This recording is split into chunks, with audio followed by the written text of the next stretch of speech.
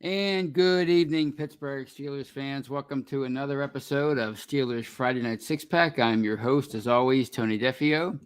And I thank you for joining me on not just another Friday night, but Christmas Eve. It's Christmas Eve in Steeler Nation. It's Christmas Eve all around the world. And I thank you for joining me if you're watching me live on YouTube or Facebook. And if you are watching me live on YouTube or Facebook, of course, you can catch live shows on our Behind the Steel Curtain platform, podcasting platform each and every day, including this show, The Hangover, Touchdown Under, Know Your Enemy, Steelers Preview, Steelers Post Game, The Scobro Show. The list goes on and on and on. And as I said, you can catch this show on YouTube and Facebook live, all of those shows live. And of course, you can catch all those shows after the fact on any audio platform of your choosing. Like, for example, if you want to celebrate Christmas Eve with your friends and family, or just by yourself by watching It's a Wonderful Life on NBC, which I want to do right now. I'm not complaining. You can catch my show after the fact on an audio platform. And of course, we also have a whole plethora of audio-only shows that you can catch on any audio platform, including Let's Ride by Jeff Hartman, The Live Mic by Michael Beck, The War Room by Matty Peverall, From the Cutting Room Floor by Jeffrey Benedict, The Stat Geek by Dave Schofield, What You's Talking About. So many shows that you can catch after the fact. I'm sorry. So many shows in audio form that you can catch on any audio platform. So please check those out. And of course, check out Behind the Steel Curtain, the website where we bring you news, commentary, film breakdown. Anytime there's a major news story, anytime there's a transaction, anything. We're one of the first Steelers sites to bring it to you. I think it's the best Steelers site on the internet. I've been with them for 11 years, and I'm fully behind this brand of Steelers news and commentary. So please check us out. As we like to say, it's your one-stop shop for all your Steelers needs. And let's welcome everybody in the live chat. And of course, Kathy Ford, the legendary Kathy Ford, was number one, first in. And not only does she say Merry Christmas to my family from another mother, that's us, but she also has an emoji of a Christmas tree, of Santa Claus, and of football. And what a great combination on Christmas Eve in Steeler Nation. But we have Kathy Ford, Steelers Pittsburgh, Ivor. Who else we have here tonight? George Cheston, Wilfred Domez Quez, Sean Tree. Did I miss anybody? Let's see here. Janet Davis from Facebook. That's a new name. So Marvin Hamilton, Micah, Wes Hickok, who says, in all caps, by the way, Merry freaking Christmas, Tony. Love you, my brother. Have a fantastic holiday. Well, thank you, Wes. I'm off all weekend, so I'm very, very excited about that. My new job doesn't afford me the opportunity to have very many weekends off, but my first Christmas, I had the weekend off, so I'm very grateful for that. Very thankful, and I'm also very thankful that you all in the live chat can join me on this very special night, and that's Christmas Eve. And I hope you all have a great holiday season. Whatever you're celebrating, whether it's Christmas, Hanukkah, you name it, Festivus, I hope it's a peaceful and joyous season for you. And what would make things more peaceful and joyous for you in Steeler Nation? And that's a playoff appearance by your Pittsburgh Steelers. Now, they moved one step closer to realizing that goal this past Sunday when they knocked off the Titans 19-13 in Heinz Field. And when I say knocked off, that's really an apt way to put it, because the Titans really outplayed Pittsburgh the entire game. If you look at the yardage, it was 318 to 168. The Titans really controlled the tempo of the game. They did a decent job running the football, averaging nearly 5 yards per carry. Pittsburgh could really do nothing on offense. They were 0 on third down for the longest time. It seemed like they were totally allergic to crossing midfield for most of the game. But a lot of coaches say that takeaways, the plus minus category, the turnover category is the most important stat in football. And boy, was that pretty evident last Sunday at Heinz Field. Pittsburgh forced 4 takeaways, or 4 turnovers, I should say, to 0. And they found a way to win, 19-13. What I found funny was it was 13-10 late in the game. First of all, the Titans, they totally dominated the first half and ended a 13-3 lead at halftime. And then Pittsburgh kind of came back in the third quarter, made it 13-10 on a Ben Roethlisberger quarterback sneak, his first quarterback sneak in like 3 years. So it was 13-10 at that point. Pittsburgh had momentum, and they kept that momentum really the rest of the game, thanks to 3 more turnovers in the second half. But all the Steelers could muster out of those 3 turnovers were 3 field goals, and that's how they accrued a 19-13 lead. And they held on. The defense really bent all afternoon, but it never really broke, especially in the second half. I mean, 13-3 heading into halftime. The defense looked okay, but still kind of shaky. So you didn't have the greatest confidence. But in the second half, they really upped their game and totally shut the Titans down. Shut them, at least kept them up the scoreboard anyway. And the Titans had one last shot to win the game with 4+ minutes left in the fourth quarter. And they drove all the way down deep into Pittsburgh territory. It was 4th and 6. And Joe Hayden, who had made a few key plays up to that point in the game, and who had been absent for a month with a foot sprain, he stuffed the Titans receiver on 4th and 6. He kept them from gaining a first down. He stopped them a yard short. And the spot by the officials was absolutely atrocious. And the fact that they had to look at it and review it and make an announcement on the field that, yes, the receiver was short was kind of just, again, ridiculous. If you look at the replay, Joe Hayden clearly stopped the Titans receiver at least a yard short, but I think they marked it a few inches short, which, you wonder why we complain about officiating. That's one of the reasons. That was a pretty obvious situation where the Titans didn't come close to gaining a first down, but the officials had to debate it anyway. But the Steelers won, and now they are 7-6-1. And last I checked, they're in 9th place in the AFC in the playoff race. They're a half game behind the Ravens, who lost by 1 point to Green Bay. The Bengals won, so they're tied for. I guess they're basically in first place, behind ahead of the Ravens, since they blew the Ravens out. But they have one more game to play.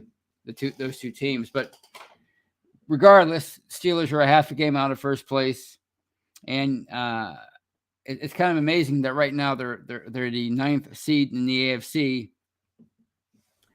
But if they win this week, and if both the Bengals and the Ravens lose, Pittsburgh would jump all the way up to the 4th seed in the AFC, which it just shows you how close this playoff race is in the AFC. The Steelers could win the division still, and you have the Ravens and the Browns to finish out the year after Kansas City this week, and they could sneak in as a wild card. I mean, they're definitely not a great team. I think we can say this after 14 weeks, after 14 games. Your 2021 Pittsburgh Steelers are not a great team. I'm not even sure if they're a good team at this point, but they're 7-6-1, and they're very much alive for the playoffs. And to me, that's exciting. And for those of you out there who, and I've touched on this before, for those of you out there who want them to tank it for a better draft pick, well, it's too late for that. They have 3 games left. The worst they can be is 7-9-1, and you're not getting a top 5 draft pick with that record. So they might as well make the playoffs. They might as well go for it.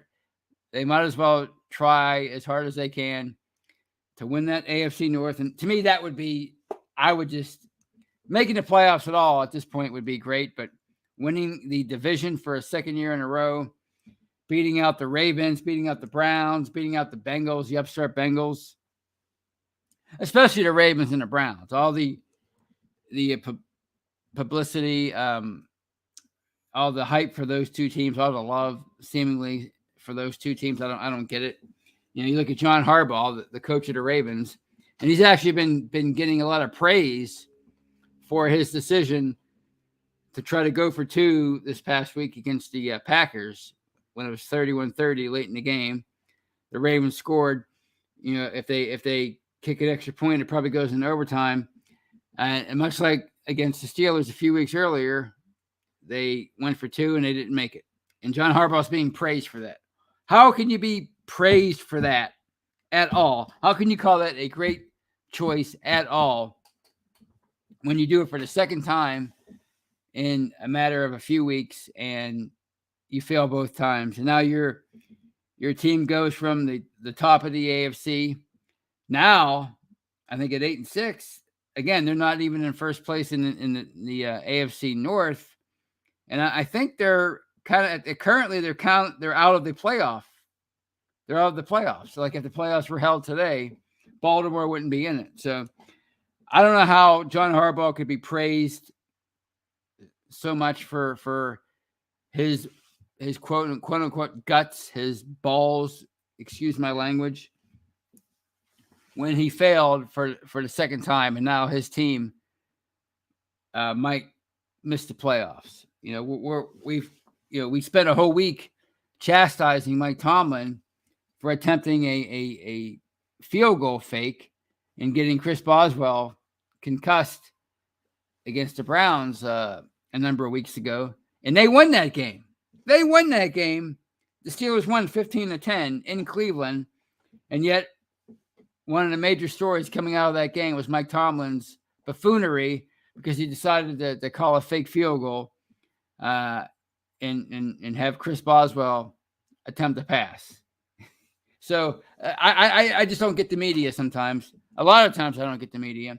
I don't even get the fans and their takes. And this is one of those occasions.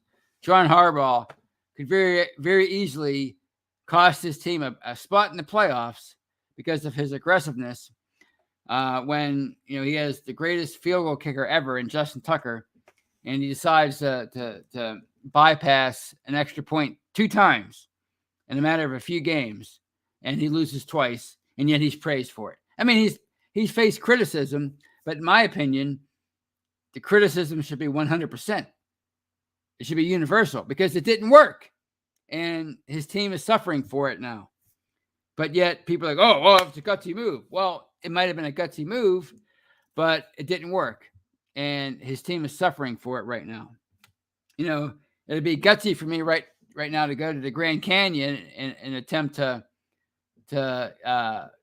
jump the Grand Canyon on a motorcycle, but I would probably crash to my death. Gutsy, stupid at the same time. Same with John Harbaugh. But nevertheless, that was a rant, and I'm sorry for that. But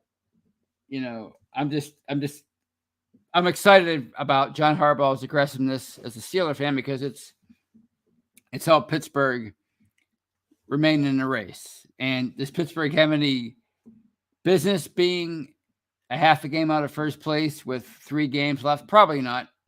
Let's be real. Probably not. I think this is the worst roster that they've had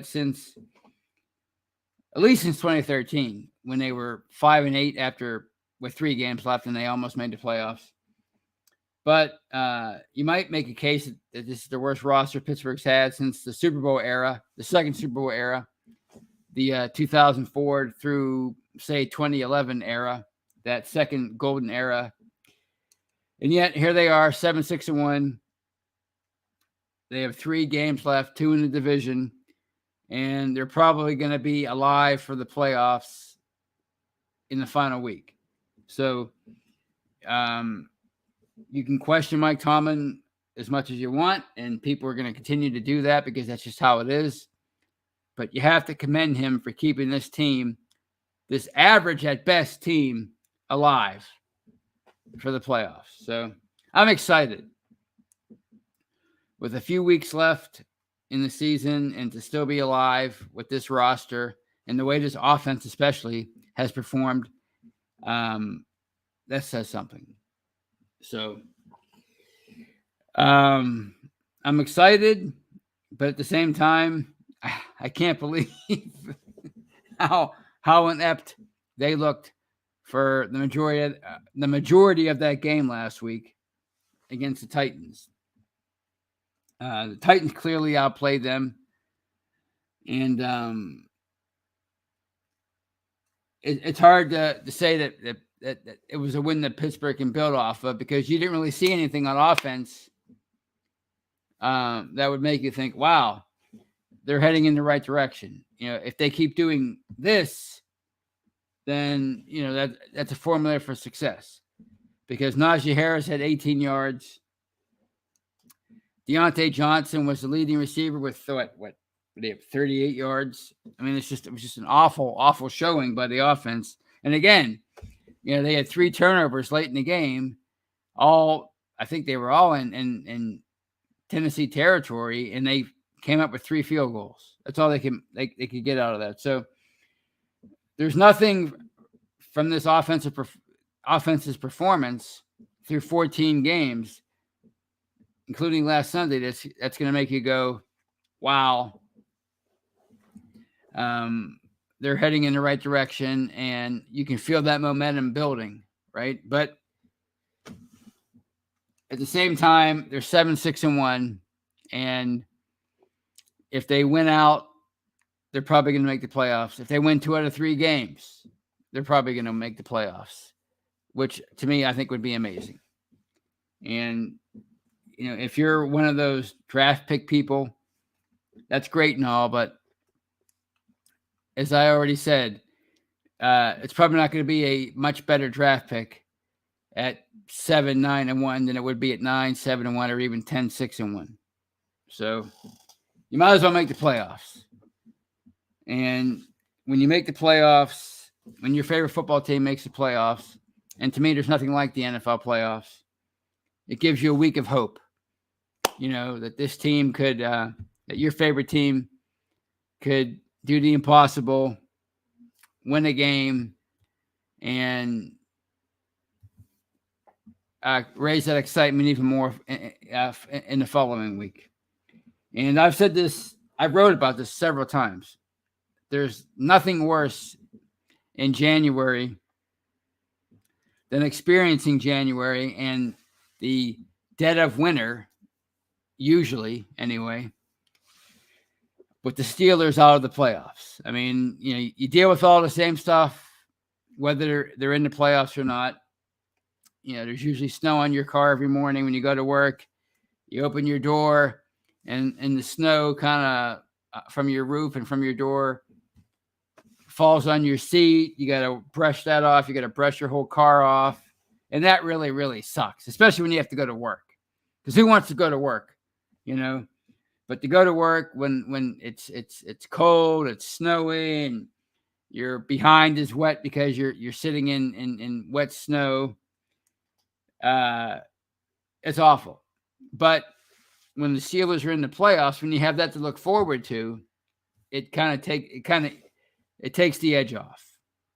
So from that standpoint alone, I want to see them make it. And you can talk about, again, better draft picks, Kenny Pickett, some other quarterback, whatever. That's great. That's next year's problem. I'm not worried about that right now.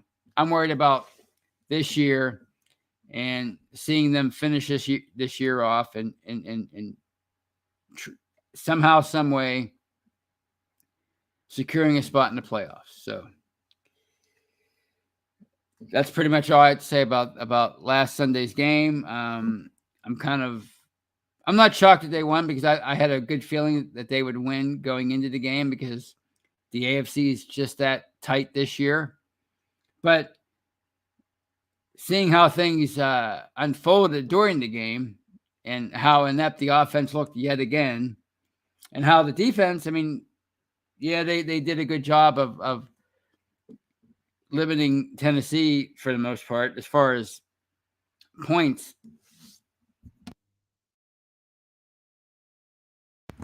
Excuse me, as far as points, but the Titans kind of moved the ball at will, especially over the first two plus quarters of the game, even late into the game. But the turnovers proved to be the key at the end. So thank goodness for takeaways, because they proved to be the equalizer for the Steelers on Sunday, and ultimately the reason that they won. So on that note, I'm going to switch topics and talk about the whole logo gathering thing at the beginning of the game or before the game. That was a big topic of discussion, at least for a couple of days after Sunday's game. The Titans, before Sunday's game, they gathered as a team at midfield and kind of danced on the logo and celebrated and got themselves hyped up. And people saw that as a sign of disrespect. And a lot of people have cited that as the reason why Pittsburgh won, which I find to be a hilarious take. When you consider how Sunday's game unfolded and how the Titans really dominated, the game in terms of overall play. So if the Steelers were really motivated to win that game because of that quote unquote sign of disrespect, they had a really funny way of showing it.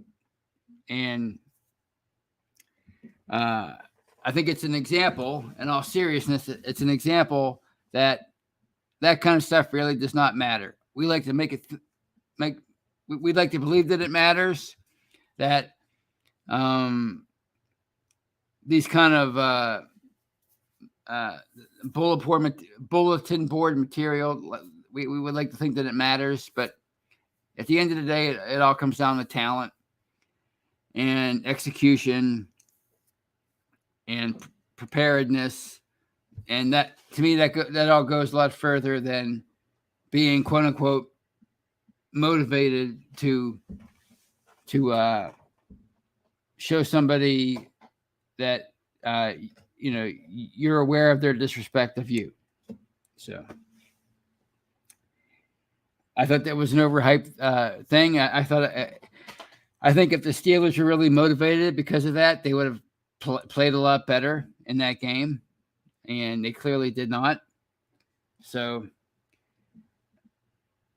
that's one take. Another take is, why can't we just grow up with this kind of stuff? And when I say grow up, I'm not talking about the people that dance on logos or stand on logos or whatever, or stomp on terrible towels.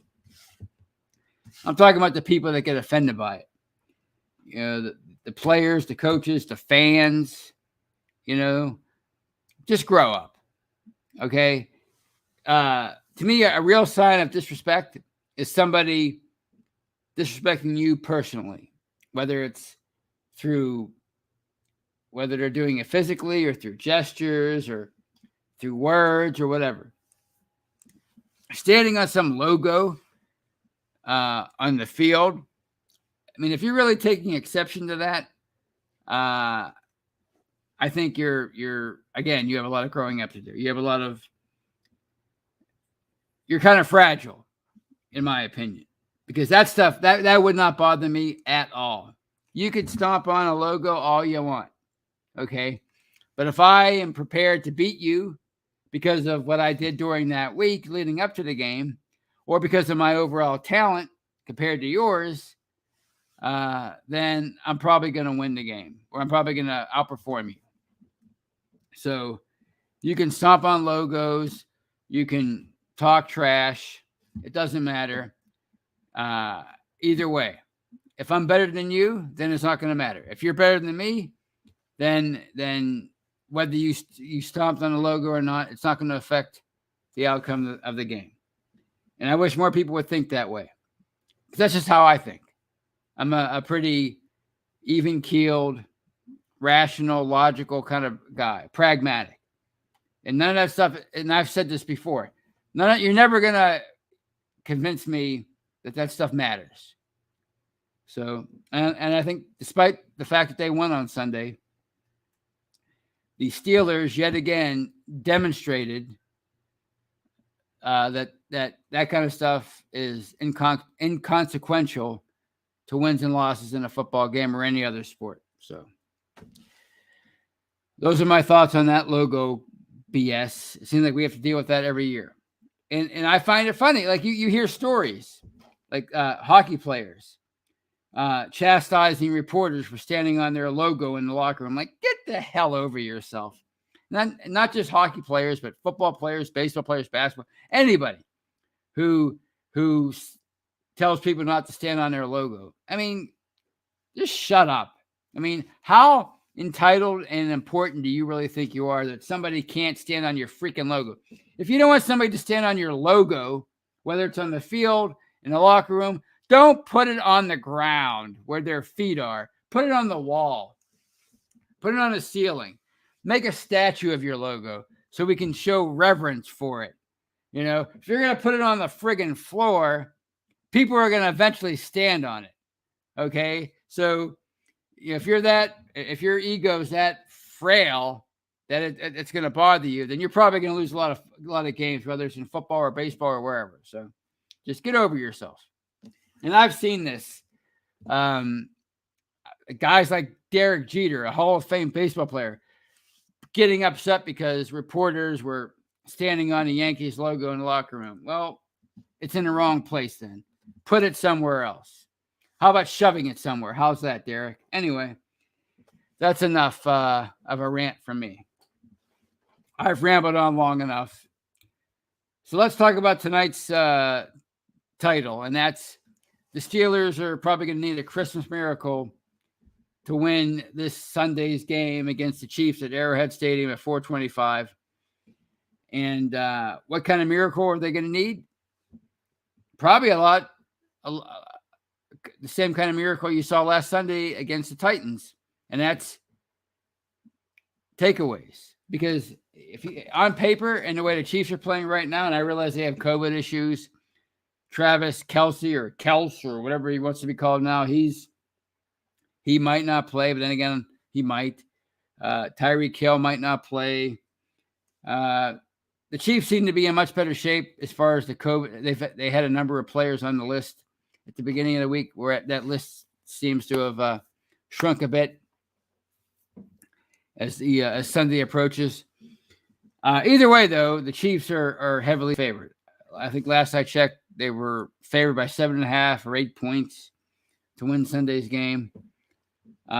If you look at their offense and what they can do through the air, even on the ground, they're not a great rushing team in 2021, but they can run the ball. And the Steelers obviously have a difficult time stopping the run. But the Chiefs, whether they're passing or running, they're capable of doing a lot of damage. I mean, obviously Patrick Mahomes is a former MVP, Super Bowl MVP. The guy's just fantastic, right? And the Steelers are their defense is pretty good, but it's not what it would be if players like Stephon Tuitt and Tyson Lulu were in there. If Devin Bush was, who was also on the COVID list, by the way, if Devin Bush was the Ryan Shazier type of player they thought he would be when they drafted him a couple years ago. So the Chiefs are capable of scoring and moving the ball against any team in the NFL, regardless of how good their defense might be. So it's going to be a tall order.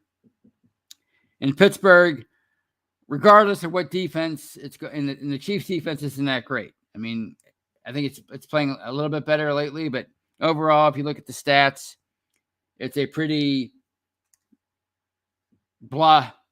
meh defense. I mean, they don't get after the quarterback that great, that well. They don't stop the run. They don't really stop the pass. It's not a great defense. But the Steelers' offense has been so consistently bad this year that it's hard to imagine them doing any damage against Kansas City this week. So I look for another game in which Pittsburgh struggles to get to 20 points. How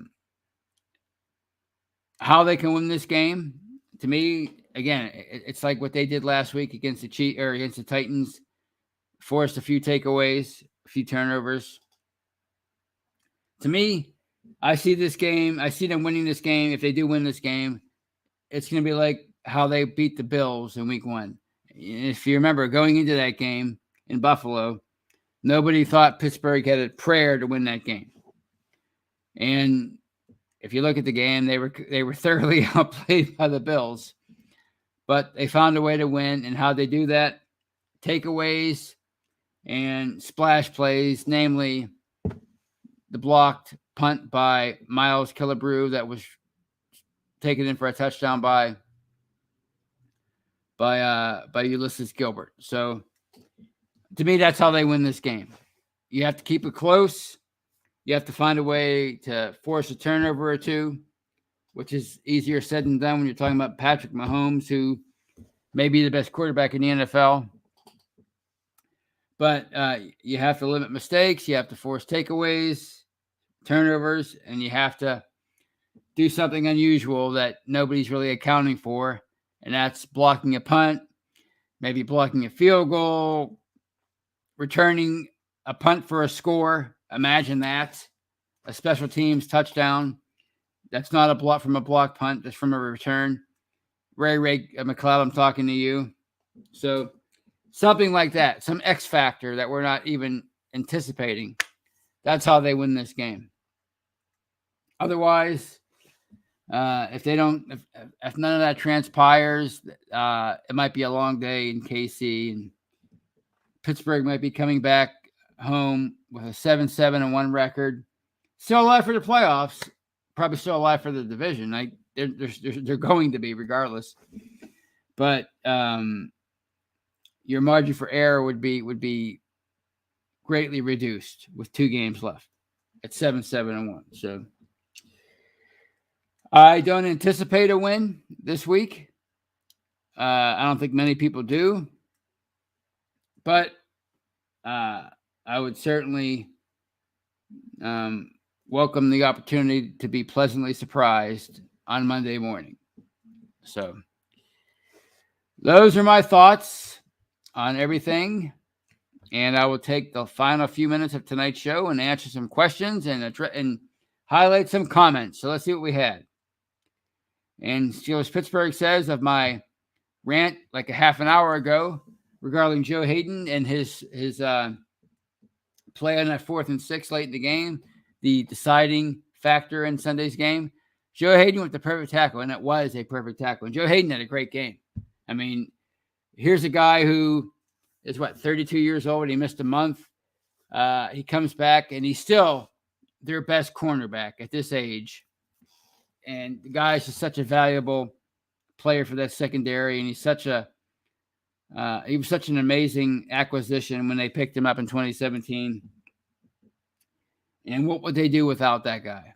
So yeah, he he made a number of great plays in that game, but that tackle was perfection. And the fact that it was even close as far as a measurement is ridiculous. And, it didn't pass the eye test.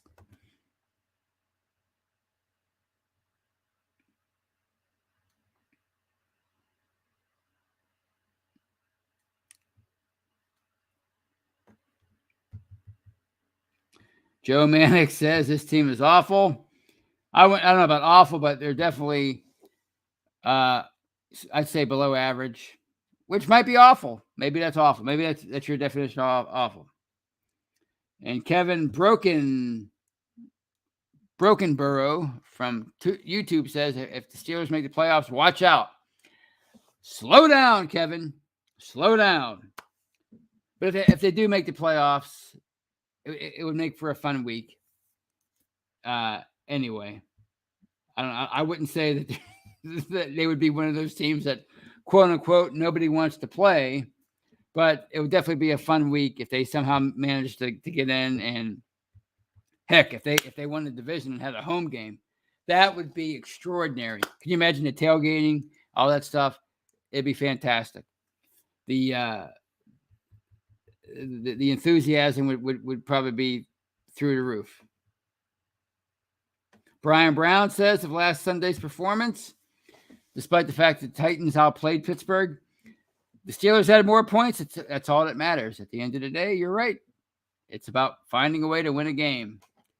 But when you're talking about future games and the trend of a team and how it's looking, as far as on paper and the eye test is concerned, it was yet another below average performance by this team this year, especially on offense. I mean, it might have been the worst offensive performance of the year. In fact, it probably was 168 yards total.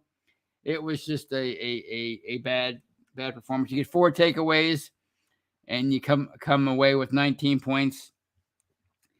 I don't know what the answer is anymore for this offense. I really don't. We've been talking about it every week. If me as a mere podcaster can't find the answers, or I should say, if Matt Canada, Mike Tomlin, Ben Roethlisberger, if they can't find the solutions to these problems on offense, how can a mere podcaster like me or somebody in the live chat? Excuse me, I'm talking too fast. Keep coughing. I would take on my throat, but anyway, if they can't find the answers, and they've had 14 weeks and then some, if you go back to training camp and the preseason and the entire offseason, no TAs, if they can't find the solutions for this offense, how can people like us? But it's definitely a problem. Evan Guile says they have to rely on Ben to win. The guy has 6 come from behind, or whatever you want to call it, game-winning drives this year, which is amazing at this stage of his career. So that's a good point. If they can keep the game close and give him, because he's had a decent year, probably a better year than people think, but he's certainly way past his prime. But if you can keep the game close until the end and give Ben just one final drive to win a game, he still has that magic in his arm, and he still has the smarts and the leadership to do that. So he's still a hugely important part of their team, even on his way out, presumably.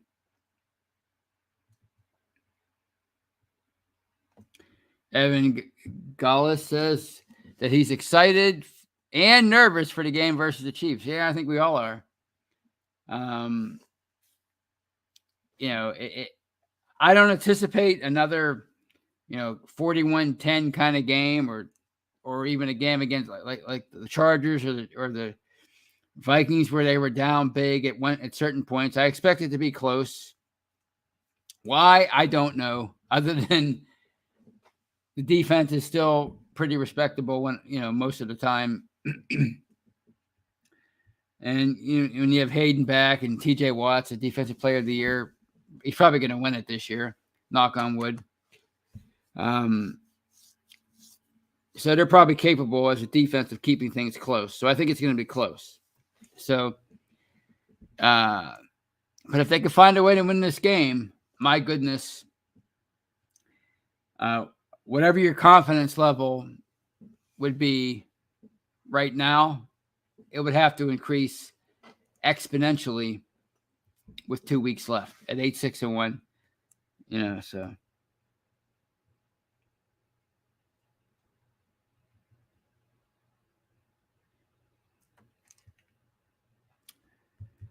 See if we have anything else here. And John says, "Hi, Tony.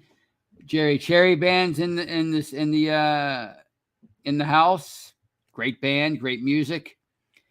Anytime you hear us on an audio platform, it's Jerry Cherry Band, the very talented Jerry Cherry Band, taking us in and taking us out.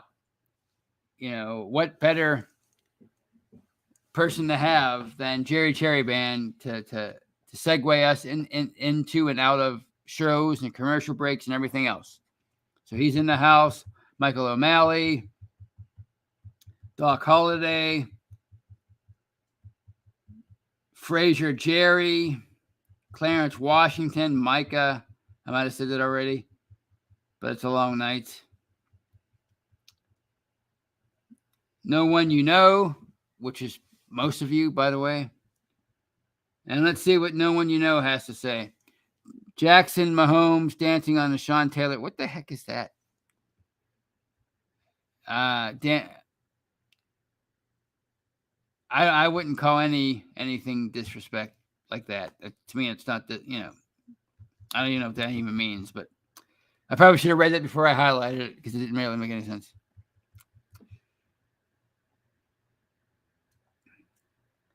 The Cuda 70, who also joins us. If Joey Porter had seen that team do that, he would have punched out half of that team. And you might say that. And maybe he would have. But Joey Porter also went to the press in the days before the 2005/2006 divisional playoff game against the Colts and called them a finesse team. And yet the Steelers spent most of that game proving Joey Porter right. So did Joey Porter's quote, did his quote motivate the Colts? No. Why? Because it ultimately comes down to execution and preparedness. So say the Steelers would have taken exception physically with the Titans and gotten into some kind of brawl because they danced on their logo, their inanimate object of a logo before the game. Would that have changed anything? Probably not. The Titans probably still would have outplayed them by a wide margin, and the Steelers probably still would have had to rely on a few takeaways to win that game. So, yeah, Joey Porter might have punched somebody out, but so what? Would it have changed anything? Not likely. So,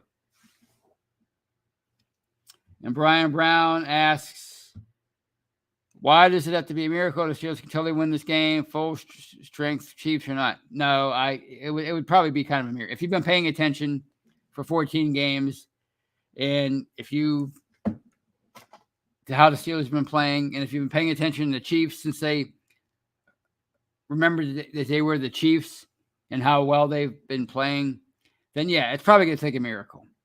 This is probably the biggest mismatch heading into this week. At least that's how it feels. I mean, a team that's in contention for the playoffs should not be a touchdown plus underdog, and yet they are. So I think it's going to take a bit of a miracle. And hopefully we have a Christmas miracle on Sunday, day after Christmas. And on that note, I'm probably going to call it a night because I'm sleepy. I've worked 7 days in a row, and I'm tired, and my feet hurt, and my knees hurt. But I had a good time tonight. And I hope you guys did too. And of course, above and beyond that, I hope you have a great Christmas, Hanukkah, holiday season, holiday weekend. And I hope you enjoy Sunday's game against the Chiefs. And I hope it's a miracle. And I hope they win. And I hope that we're talking about an 8-6-1 football team on Monday on The Hangover with Brian and Shannon. Until then, have a great weekend. And as always, go Steelers. Good night, everybody.